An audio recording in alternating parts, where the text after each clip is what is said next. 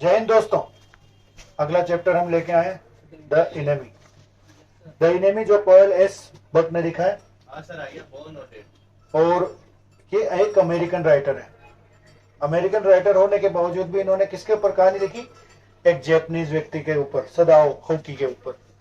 अब इस कहानी के अंदर जैसे बताया गया कि किस तरीके से कि जो डॉक्टर्स होते हैं वो किस तरीके से अपने प्रोफेशन को बहुत ज्यादा महत्व देते हैं। और उनके सामने जब डॉक्टर अगर कोई व्यक्ति बन गया तो उसके लिए कोई दुश्मन, कोई गरीब, कोई अमीर, कोई मोटा, कोई ताजा, कोई काला, कोई गोरा नहीं, वो भेदभाव नहीं कर सकता। तो यही कहानी हमें शिक्षा देती है कि किस तरीके से सदाओ होकी एक डॉक्टर है और किस तरीके से वो एक अमेरिकन सोल्जर जो वॉर प्रिजनर होता है उसको कैसे बचाते हैं। इसकी कहानी है ये। One of the best chapters में से एक है। वैसे सारे चैप्टर अच्छे लगते हैं क्योंकि मैं तो ये सभी के लिए कहूंगा क्योंकि मुझे सभी अच्छे लगते हैं। भाई तुम्हारे ऊपर डिपेंड करता है तुम्हें किसकी कहानी अच्छी नहीं लगती।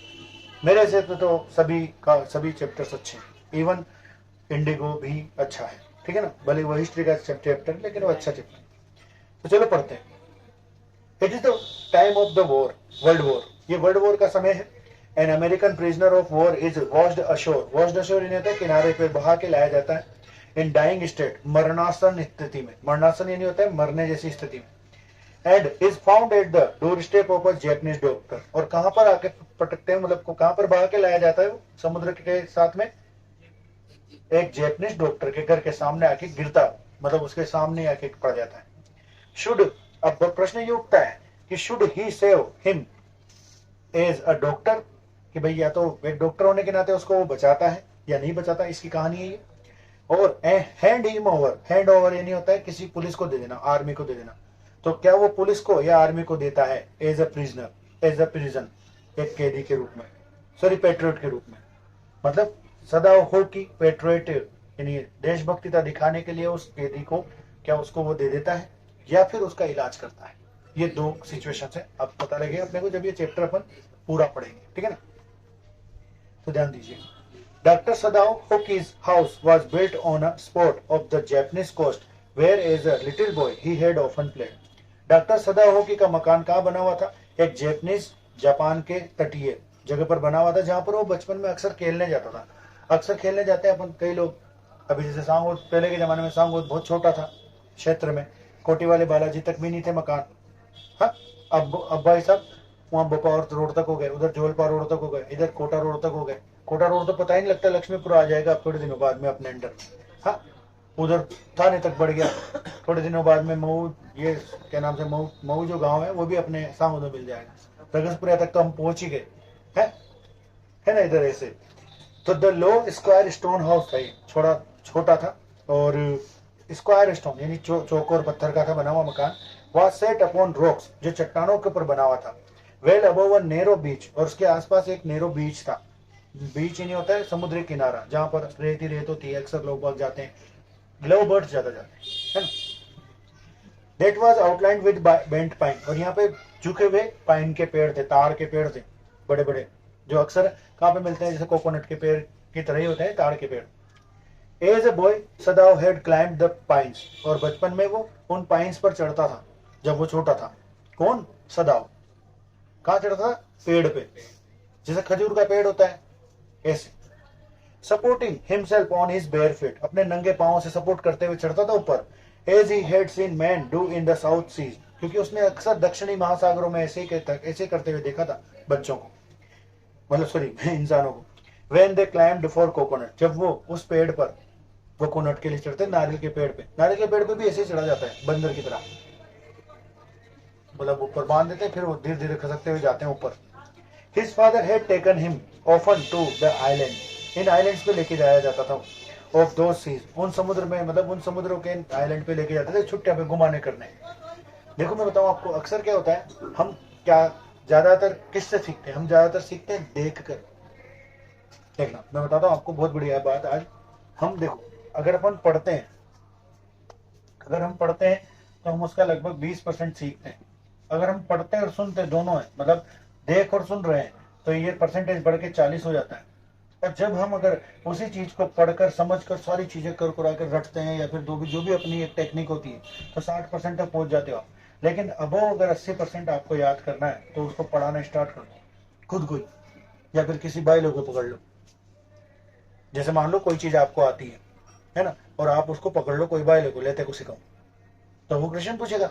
और उसके डर के मारे आज हम लोग कोई, आज टीचर हमारे किसी के भी अच्छे परफेक्ट आओ मार्क्स मार्क्स नहीं है। यहाँ पे कोई बंदा ऐसा नहीं है जो अंग्रेजी में 100 में 100 लाकर पढ़ा रहा हो, नहीं है।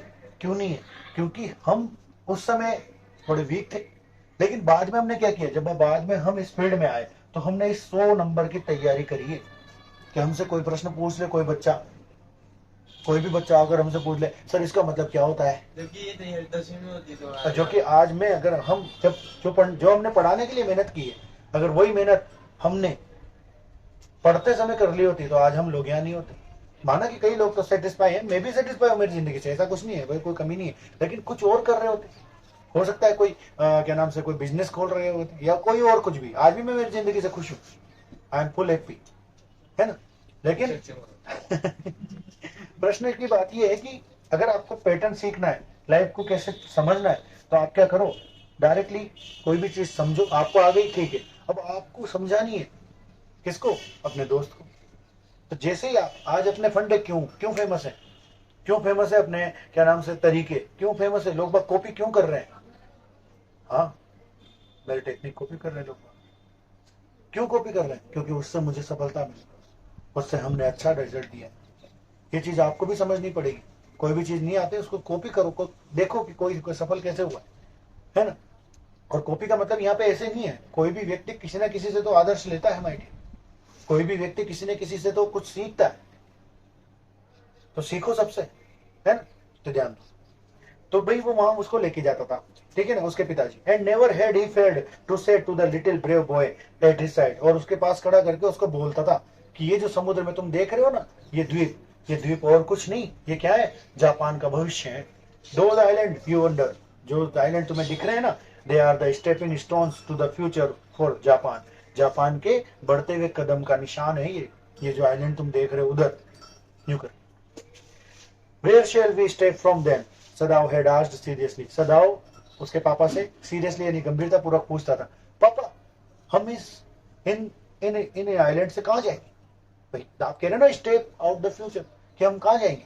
तो वो क्या कहता था, who knows, his father had answered. उसके पिताजी कहते किसको पता, who can limit our future, कौन हमारे फ्यूचर को लिमिट कर सकता है, बांध सकता है, कौन कह सकता है? It depends on what we make it. अब देखो प्रेजेंट टेंस है कि ये किसके ऊपर डिपेंड करता है, आज के ऊपर डिपेंड करता है। ध्यान देना, योर फ्यूचर, आपका फ्यूचर, योर फ्यूचर तुम्हारा भविष्य, ये किसके ऊपर डिपेंड करता है, आज के ऊपर, today. Your tomorrow will, sorry, your tomorrow is dependent on your today. आज पे आपका फ्यूचर डिसाइड करेगा, मतलब आपका फ्यूचर डिसाइड कौन करेगा, आज। आज अगर आपने मेहनत की तो आप अच्छा कुछ करोगे, अगर आज आपने मेहनत नहीं की तो नेक्स्ट दिन फिर ही है। आज अगर मैं काम नहीं करूंगा तो मैं कल क्या खाऊंगा या आज क्या खाऊंगा शाम को। ऐसे धोनी भाई ने कहा था, प्रयास करो, प्रैक्टिस करो, कंट्रोलेबल चीजों पे कंट्रोल करो। कंट्रोलेबल क्या है, आप लोग क्या करते हो, अभी जैसे मैंने अभी देखना, तुम खुद रिजल्ट देखोगे। अभी मैंने ज्योतिबाल में क्या करा, ज्योतिबाल में मैंने एक चीज करी, आपको बहुत बड़ी चीज बताता हूँ मैं। ज्योतिबाल में मैंने कुछ नंबर्स का मैटर पहले ही बता दिया कि इनमें से आएगा ना, बताया नहीं बताया। अब इसका फायदा क्या है, इसका फायदा ये है कि वो बच्चा जो बिल्कुल भी नहीं पढ़ता था, जो देखता था कि यार या तो मोटी का कशा पढ़ूंगा, वो बंदा भी लर्न करने लग गया, उसको पढ़ेगा, उसको उतने नंबर तो लाने के लिए करेगा। तो जब वो इतने नंबर का पढ़ सकता है तो वो ज्यादा का भी तो पढ़ सकता है। ये चीज होती है। हमारा टारगेट ये नहीं कि हमने आपको पेपर बता दिया या हमने आपको क्वेश्चंस बता दिए, हमारा टारगेट ये है कि तुम्हें एक बीमारी लगानी है जिसको बोलते हैं पढ़ने की बीमारी। और वो पढ़ने की बीमारी कब लगेगी, जब तुम्हें अच्छा महसूस हो। जैसे आपने अभी 50 नंबर का पेपर या 40 नंबर का पेपर है, अब अगर उसमें से तुम्हारे 20 नंबर आ जाएंगे तो तुम खुश होगे, 20 तो आ गए। हाँ, वो एप्रिसिएशन तुम्हें आगे बढ़ने की वो देगा मोटिवेशन, ठीक है ना। तो चलो पढ़ते हैं। Sadao had taken this into his mind as he did everything his father said. Sadao ने इस चीज को अपने दिमाग में बसा लिया और उसने वो सब किया जो उसके पापा ने कहा। उसके पापा कहते बेटा ये करना, तो वो कहता आप बिल्कुल करेंगे, क्यों नहीं करेंगे। हमेशा अपने पापा की बात मानने के लिए तैयार रहा सदाव। His father who never joked और नेवर प्लेड विद हिम, कि भाई उसके पिताजी न तो उससे कभी मजाक मस्ती करी और न ही उसके साथ में कभी खेले। अभी जैसे मैं हूं, मैं तो खेल लेता हूँ रुद्रा के साथ, है ना, बोले आ जाओ क्रिकेट खेले, हम यहाँ शाम को क्रिकेट खेल लेते हैं, आई जगह वो वहां खेलता है, मैं यहाँ से बॉल फेंकता हूँ, हाँ खेल लेते हैं, कोई बड़ी बात नहीं। लेकिन उसने, उसके पिताजी ने, सदाओ के पापा ने कभी भी उसको ऐसा ऐसा ऐसा व्यवहार नहीं किया जो खेल खिलौना का। But who spent infinite pain upon him, लेकिन उसने उसके लिए बहुत सारे क्या नाम से दर्द दिए भी से इसको। सदाओ को कभी इंपोर्टेंस नहीं दिया, मतलब यूं कि भाई अपने पास बहुत पैसा है। आजकल के बच्चे क्यों बिगड़ रहे हैं? क्योंकि उन्हें पता लग जाता है कि माँ बाई जी के पास फुल फीस हो जाए, माँ काय करेगा, मैं कमाल काय करना चाहिए। सत्य बता रहा हूं मैं आपको। हाँ, जिस बच्चे को ये पता लग गया कि यार ये दुकान मेरी है, जिस बच्चे को पता लग गया कि ये मेरे को फ्यूचर में मिलने वाला है, तो वो क्यों पढ़ेगा? क्यों पढ़ेगा वो? जिसको पता लग जाएगा कि मेरे पास करोड़ों की संपत्ति है, वो क्यों मेहनत करेगा? इसलिए मेहनत नहीं करता कई सारे बच्चे, मैं यूं नहीं कर रहा सभी, कई सारे बच्चे नहीं करते। तो ध्यान देना, who was his only son, कि भाई उसके लिए उसने क्या, क्योंकि वही उसका बेटा था, भाई वो अकेला बेटा था उसका, तो इसलिए उसने उसके लिए बहुत दर्द सहे और दर्द उसको सहाय भी सी, उसको बताया importance of time, importance of money. Sadao knew that his education was his father's chief concern, Sadao जानता था कि उसकी एजुकेशन उसके पापा का सबसे बड़ा चिंता का विषय, कंसर्न नहीं होता, चिंता। For this reason he had been sent at 22 to America to learn all that could be learned of surgery and medicine. ध्यान देना कि इसी कारण की वजह से, किस कारण की वजह से, कि उसकी पढ़ाई बहुत ज्यादा मुद्दे की बात थी, उसकी पढ़ाई बहुत महत्वपूर्ण थी। सदाओ के पापा के लिए सदाओ की पढ़ाई बहुत बड़ा मुद्दा था, तो उसने उसको 22 साल की उम्र में भेज दिया, कहाँ? अमेरिका। और क्या करने भेजा? सब कुछ सीखने, जो कुछ भी वो सीख सकता था, किसकी? सर्जरी के बारे में और मेडिसिन के बारे में। मेडिसिन मतलब एमबीबीएस करवाने भेज दिया, कहने का मतलब कुल मिला के बात है। 22 साल की उम्र में उसको कहाँ भेज दिया? अमेरिका। क्या करने? डॉक्टरी की पढ़ाई करवा, ठीक है। He had come back at 30, कौन सी उम्र में वो वापस आया? 30 साल की उम्र में, 8 साल रहा, 8 साल में फुल सीखा वो। And before his father died, और उसके पापा के मरने से पहले, he had seen Sadao become a famous not only as a surgeon but a scientist, कि भाई, लेकिन उसके पिताजी उसको मरने से पहले क्या देखना चाहते थे? सक्सेसफुल देखना चाहते थे। एज ए कैसे? 2 भाग में, एक तो डॉक्टर तो बनी सही तू, लेकिन एक साइंटिस्ट भी बन। क्यों बन साइंटिस्ट? क्योंकि सदाओ एक दवा पे खोज कर रहा था, और वो दवा ये थी कि अगर आपके कोई घाव लगा तो उसको वो जिस दवा पे खोज कर रहा था ना, वो दवा अगर आप वहां लगाते हो तो वो घाव बिल्कुल साफ हो जाएगा। साफ होता मतलब न्यू भी, कट का भी निशान नहीं रहेगा।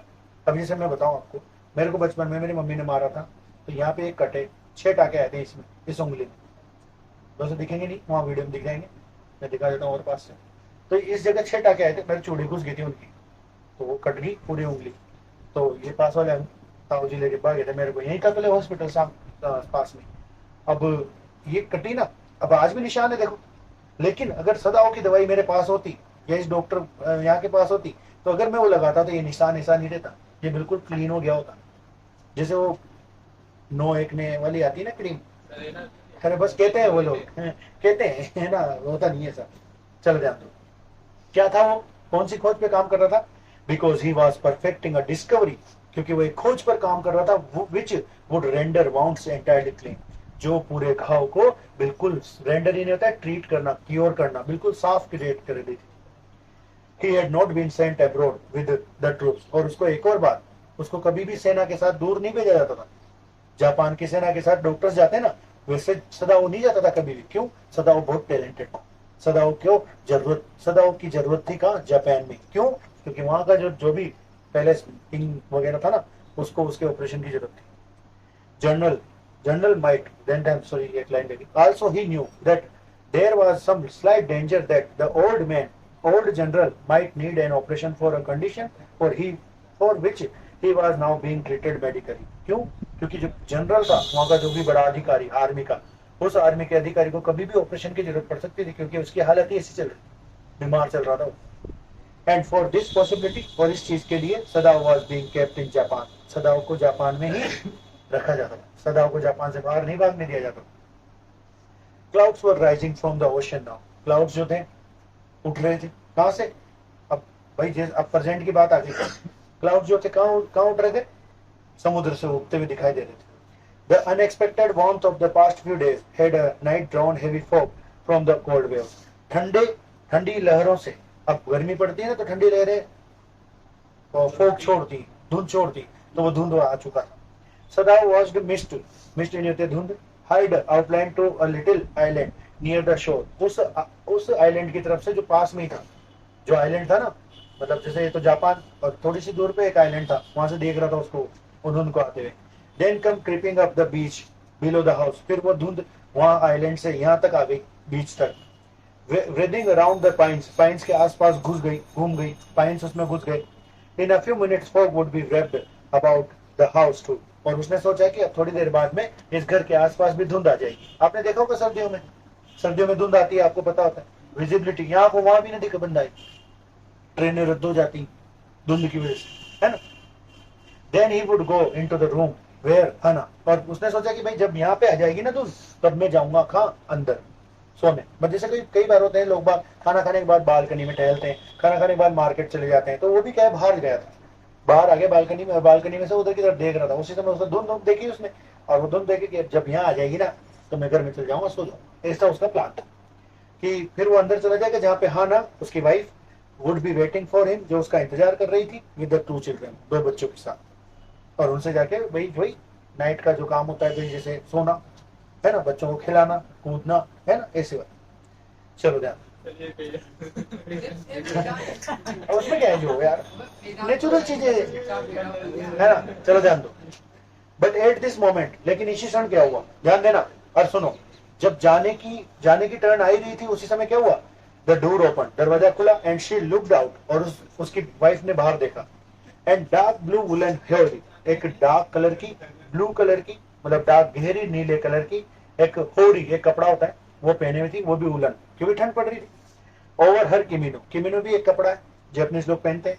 She came to him affectionately and put her arm through his as he stood, कि वो वहां खड़ा हुआ था, उसके पास आके उसके क्या नाम से हाथ में हाथ रख दिया, उसके मतलब उसको क्या नाम से, ऐसे जैसे खड़े थे, यहाँ आके खड़ी होगी, है ना. He smiled, उसकी तरफ मुस्कुराई, एंड said nothing, और कुछ नहीं कहा. He had met Hana in America. उसे आज भी याद है कि वो हना से कहाँ मिला था, America. But he had waited to fall in love with her until he was sure that she was Japanese. और उसने अंत तक पहले तो ये पता करा कि यह जो छोरी है, मेरे को इसके प्रेम में पढ़ना तो है, लेकिन कब पढ़ना है, जब पता हो कि ये क्या है, जैपनीज, माँ की जात की वो जरूरी है, ना तो फिर दिल टूट जाओ, है ना. ब्याह न होगा तो फिर क्या मतलब आ रही है. His father would never have received her unless she had been pure in her race. क्योंकि वो जानता था कि सदाओ जानता था कि सदाओ के पापा बिल्कुल भी अलाउ नहीं करेंगे अगर कोई और जात की या और कोई धर्म की या और कोई क्या ना कम्युनिटी की वह बंदी ले आया तो. He wondered often whom he would have married if he had not met Hana. अगर वो अक्सर ये सोचा करता था कि अगर मैं हना से नहीं मिला होता तो मेरा ब्याह किससे होता, है ना. And by what luck he had found in her the most casual way. और सबसे बड़ी बात तो कितने अजीब तरीके से, कितने नॉर्मल तरीके से मिला था वो, किससे, हना से. क्योंकि जिस दिन तो वो कोचिंग ही नहीं जाना चाहता था और कोचिंग पे मिला था. अगर वो कोचिंग नहीं जाता होता उस दिन तो वो मिलती नहीं. बाय चांस, लिटरली, बिल्कुल असमंजस सरप्राइजिंग तरीके से मिले थे वो at an American professor house. कहाँ मिले थे, अमेरिका के प्रोफेसर के घर पे. The professor and his wife had been kind people and anxious to do something for their few foreign students. कि वो प्रोफेसर और उसकी वाइफ दोनों ही बहुत दयालु थे, वो अपने बाहरी विद्यार्थियों के लिए कुछ करना चाहते थे. एंड द स्टूडेंट, और स्टूडेंट जो थे इसी चीज की वजह से बोर हो गए थे, had accepted this kindness. इसको काइंडनेस को लेते मतलब वो दयालुता दिखाते. अभी जैसे कई होते ना, तुम्हें जरूरत नहीं फिर भी मैं तुमसे कहूँ पानी पिएगा, कुछ खाएगा, ये ले, ये तो जबरदस्ती होगी ना. अब मैं खाओ को ना, मैं बैठे रहना जब फिर भी तो परेशान कर रहे थे, दया ज्यादा दिखाते थे. सदाओ हेड ऑफन टोल्ड हना, सदाओ अक्सर हना से कहता था, nearly he had not gone to professor Harley's house that night, कि उस रात्रि वो हार्ली के घर पे नहीं जाना चाहता था. हार्ली कौन है, टीचर है ना, उसके घर पे नहीं जाना चाहता था क्योंकि वहां के कहते थे रूम बहुत छोटे थे, रूम जो थे बहुत नैरो थे, बहुत स्मॉल थे. द फूड सो बैड, वहां पे खाना भी बहुत बकवास मिलता था. The professor wife so voluble बोल तो ज्यादा बोलती थी, प्रोफेसर की वाइफ भी बहुत ज्यादा बोलती थी. But he had gone there, लेकिन वो वहां गया. ही फाउंड हना, और जैसे वो वहां गया उसने देखा हना को, और हना को देखते ही वो पहली नजर का पहला प्यार, अ न्यू स्टूडेंट को देखा, and felt he would love her if it were at all possible. और उसने ये भी बताया कि अगर सब कुछ सही रहा तो मैं इससे प्रेम करूंगा, यानी मैं इससे ब्याह भी करूंगा, ऐसा उसने उसी समय सोच लिया था। यहाँ लगाइए निशान, अगली वीडियो में आपको इसके आगे कहानी बताई जाएगी लाइन टू लाइन। आशा करता हूँ आपको वीडियो समझ में आ रही है। कोई चीज समझ में नहीं आए कमेंट करें, लाइक करें, है ना, और शेयर भी करें, और समझ में आए तब भी करें ये सब, है ना, फैला दो इसको वीडियो को। जय हिंद, जय भारत।